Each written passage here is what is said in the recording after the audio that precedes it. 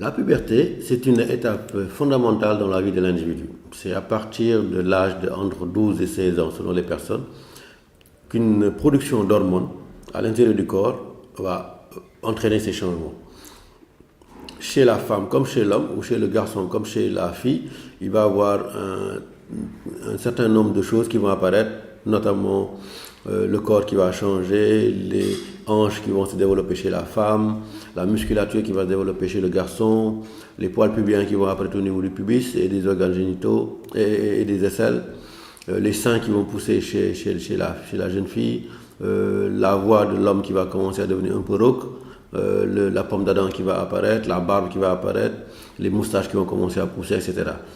Et chez la jeune fille aussi, il va commencer à avoir des règles, des douleurs menstruelles parfois, et parfois justement l'apparition des règles. Et chez l'homme, il va commencer à avoir des érections et il va même commencer à avoir des éjaculations. Parfois, c'est des éjaculations même qui ne sont pas très bien maîtrisées. Donc ce sont ces changements-là qu'on appelle la puberté. Mais ce ne sont pas des changements uniquement physiques, il y a aussi des changements au niveau du comportement, des changements comportementaux. Il y a le désir sexuel qui va venir, l'homme, la jeune fille, comme le jeune garçon, comme le jeune homme, va commencer à avoir des pulsions sexuelles. Il va avoir envie de sexe, littéralement.